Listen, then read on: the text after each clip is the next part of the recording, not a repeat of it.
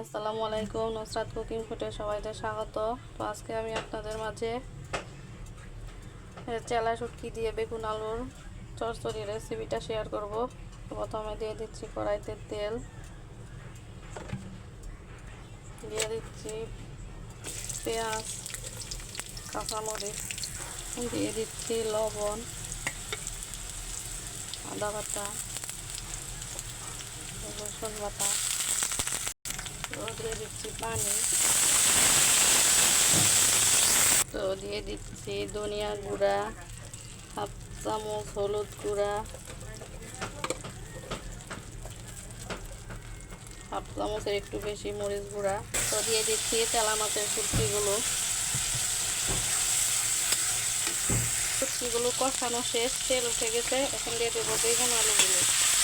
তো অল্প একটু পানি দিয়ে দিচ্ছি, ঢাকনা দিয়ে ঢেকে দিচ্ছি, সেদ্ধ হয়ে যাবে, রান্না হয়ে যাবে এই পানিগুলো দিয়ে। দেখুন এই যে অল্প একটু ডালে রান্না করা হয়ে গেছে, সিদ্ধ করা হয়ে। তো দেখুন এই যে আমার রান্না করা শেষ, নামিয়ে নিয়েছি। চেলা মাছের শুটকি দিয়ে বেগুন আলুর তরকারি খুবই মজাদার ও সুস্বাদু। বাসায় আপনারা ট্রাই করবেন। আরও মজার রেসিপি পেতে আমার চ্যানেলটা সাবস্ক্রাইব করে দিবেন এবং বেল আইকনটা ক্লিক করে দিবেন।